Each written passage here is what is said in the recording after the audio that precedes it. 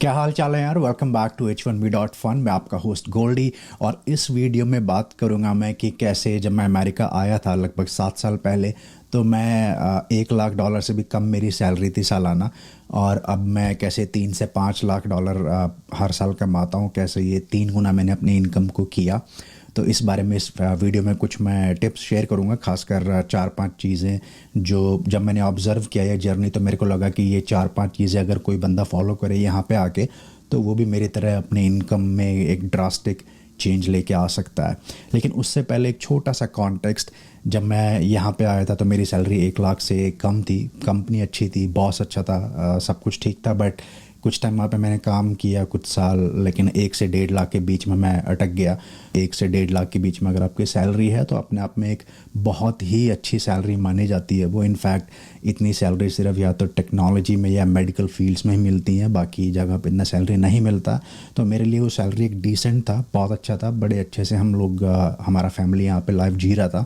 लेकिन यार आपको जैसा कि पता है, आपने मेरे अगर पुराने वीडियोस इस चैनल पे देखे हैं तो आपको पता होगा कि मैं एक हरियाणा के छोटे से शहर रेवाड़ी का रहने वाला हूँ और बहुत ही गरीब परिवार से बिलोंग करता हूँ मैं। तो लेकिन सपने थोड़े थे बड़े। पिक्चर देखने जाते थे तो पिक्चरों में होता था कि रईस लोगों के बंगले होते थे पीछे, जहाँ पे स्विमिंग पूल होता था बैकयार्ड में, और एक गार्डन होता था जहाँ वो लोग बैठ के चाय पीते थे। तो कभी अंदाज़ा नहीं लगाया था कि ये सपने पूरे होंगे नहीं होंगे, लेकिन हाँ, सपने देखे ज़रूर थे। तो जब मेहनत की, यहाँ तक पहुँचे, तो कुछ साल यहाँ पे आने के बाद, 4-5 साल यहाँ पे रहने के बाद 1 से 1.5 लाख में जब मैं अटक गया, तो मुझे लगा कि यार वो सपने पूरे नहीं हो पाएंगे, तो मुझको कुछ आगे और करना चाहिए।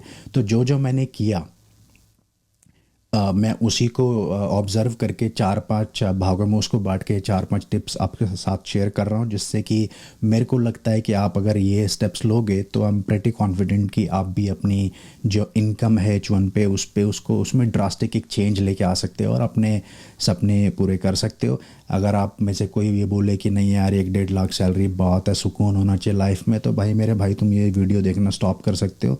मैंने वो सुकून मजबूरी में ही सही, गरीबी के टाइम पे बहुत ले लिया है।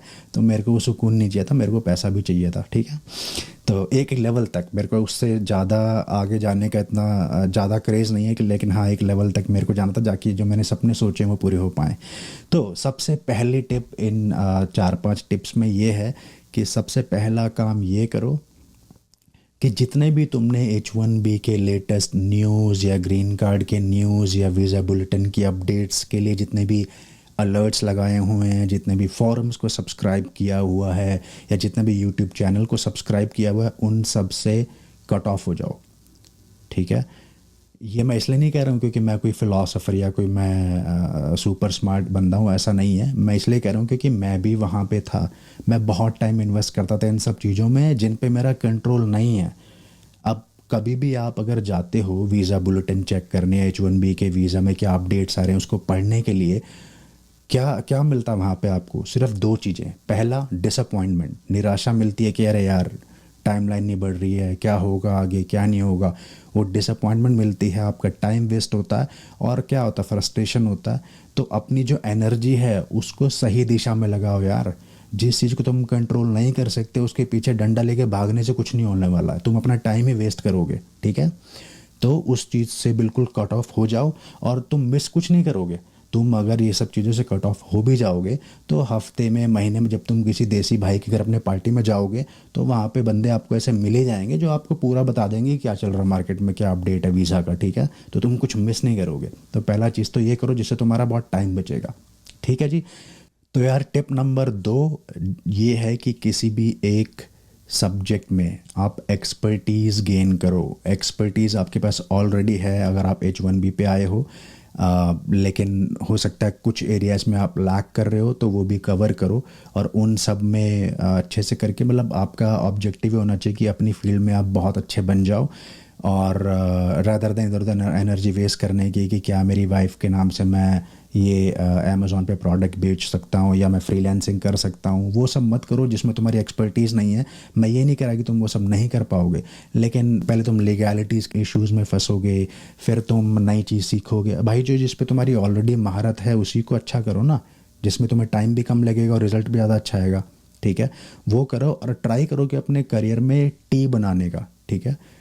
टी टी फॉर टैंगो या टी फॉर टोमेटो वाला। तो टी में क्या होता है, सबसे पहले टी में एक ऐसा खड़ा डंडा होता है जो बेस होता है। तो तुम्हारा बेस होना चाहिए जो तुम्हारी निश, जो तुम्हारी कोर स्किल्स हैं, चाहे फिर वो तुम जावा डेवलपर हो या तुम चाहे डॉट नेट डेवलपर हो या तुम बिजनेस एनालिस्ट हो, जो भी तुम्हारा कोई प्रोफेशन है उसमें तुम्हारा बिल्कुल डंडे की तरह सा सीधा बेस एकदम टाइट होना चाहिए।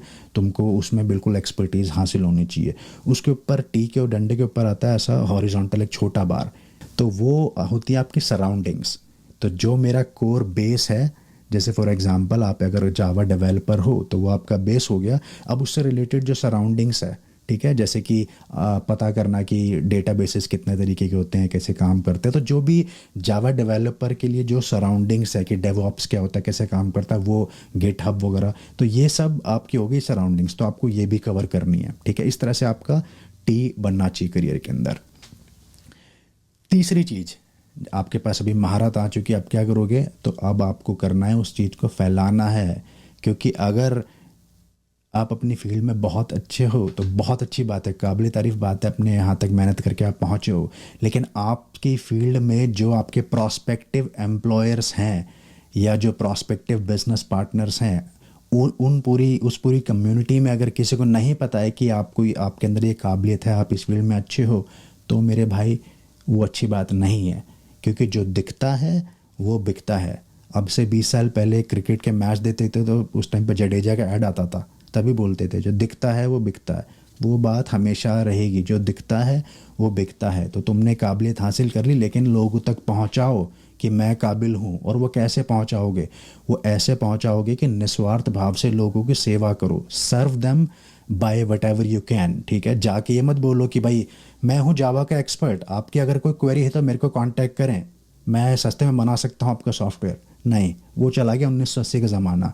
जो लोग बोलते हैं खुद को मैं एक्सपर्ट हूँ, वो एक्सपर्ट बेशक हो भी सही, लेकिन सामने वाला उनको एक्सपर्ट ट्रीट नहीं करता है। तो सिंपल सिंपल किसी भी चैनल से, चाहे आपका ब्लॉग है, वेबसाइट है, यूट्यूब चैनल है, किसी भी तरह से जहाँ भी आपकी कम्युनिटी हैंग आउट करती है, चाहे फिर वो गिटहब है या कोई फोरम्स है, वहाँ पे जाके कंट्रीब्यूट करो और कम्युनिटी को हेल्प करना शुरू करो। लेकिन एक ही दिमाग में रख के कि मेरे को सिर्फ सर्व करना है।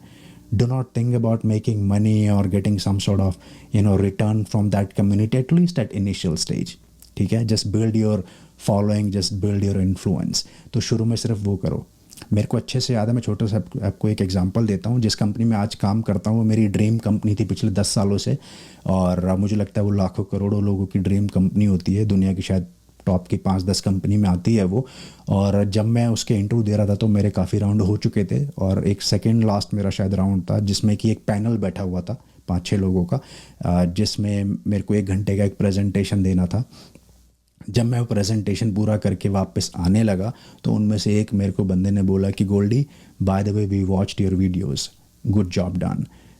तो मुझे लगता है कि वो इन्फ्लुएंस कहीं ना कहीं किसी ना किसी तरह से पहुंचता है और आपको आगे बढ़ने में वो हेल्प करता है, चाहे फिर वो आपकी जॉब हो, चाहे फिर वो आपका बिजनेस हो। तो इस अपनी महारत को फैलाओ, ठीक है जी। 3 टिप हो गई। अब आती है टिप नंबर 4, जो कि है कि अब आपके पास ये सब आ गया, अब रिस्क लो और कहीं आगे किसी अच्छी कंपनी में जाओ। नॉर्मली हम क्या करते हैं, एक कंपनी में आते हैं, वहाँ पे हम रुके रहते हैं लंबे टाइम तक, हमारा एम्प्लॉयर लेने लगता है हमको ग्रांटेड कि भाई इसको कहीं जाना नहीं है, और सैलरी हमारी बढ़ती है ऐसे ऐसे ऐसे। वो नहीं करना है। डिपेंड करता है एम्प्लॉयर पे। आपका एम्प्लॉयर अगर अच्छा है, जितना आप में टैलेंट है उसका आपको अप्रेजल्स अच्छे हो रहे हैं, पे आउट अच्छा हो रहा है, तो बहुत अच्छी बात है। और ऐसा नहीं है तो रिस्क लो, डरो मत कि H1 मेरा ट्रांसफ़र होगा या नहीं होगा, या कल को कोई दिक्कत आ गई। भाई तुम टैलेंटेड हो तभी तुम यहाँ तक पहुँचे हो, और टैलेंट की जो रिस्पेक्ट है वो पूरा जहान करता, सिर्फ अमेरिका नहीं करता, ठीक है। अगर आप अमेरिका में किसी वजह से वीज़ा में रिजेक्ट हो गए तो यहाँ पे कदर बहुत है टैलेंट की, आपको कोई और एम्प्लॉयर हायर कर लेगा। कुछ बात नहीं बनेगी, कनाडा निकल जाओगे, इंडिया निकल जाओगे, वापस आ जाओगे। बस सिर्फ डरो मत। आंकड़े ये बोलते हैं कि जो भी H1 के ट्रांसफ़र अप्लाई करता है तो ऐसा नहीं कि सारे रिजेक्ट हो रहे हैं। तो मैंने भी ऐसे यही किया। पिछले 3 सालों मैंने 2 कंपनी चेंज की। मैं अपनी कंपनी में जिसमें हूँ वहाँ पे मेरे को बहुत अच्छा पैसा मिलता है, 3 से 5 लाख डॉलर मैं हर साल कमा रहा हूँ।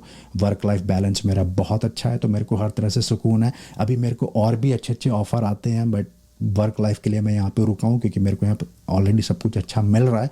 लेकिन हाँ, जिस दिन मिलना बंद हो जाएगा, जब लगेगा तो I be up in the market again.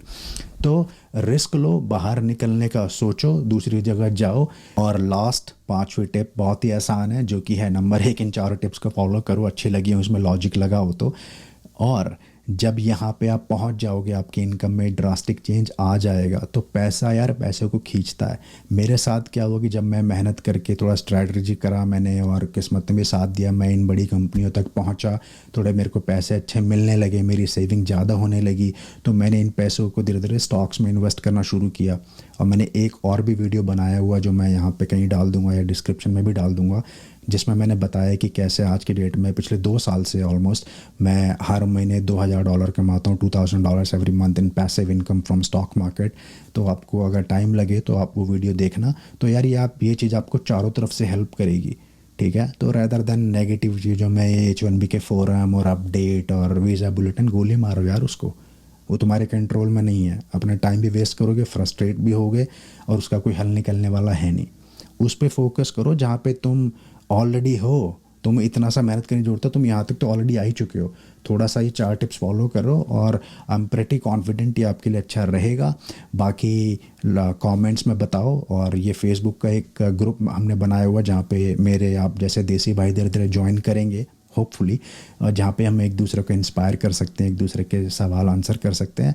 आपको अगर इंटरेस्ट हो तो आप इस ग्रुप को भी ज्वाइन करके वहाँ पे भी बातचीत कर सकते हैं, ठीक है जी। इसी के साथ थैंक यू सो मच। आप जहाँ भी रहें सुरक्षित रहें, सेफ रहें, खुश रहें, और चलिए फिर take care, thank you, bye bye.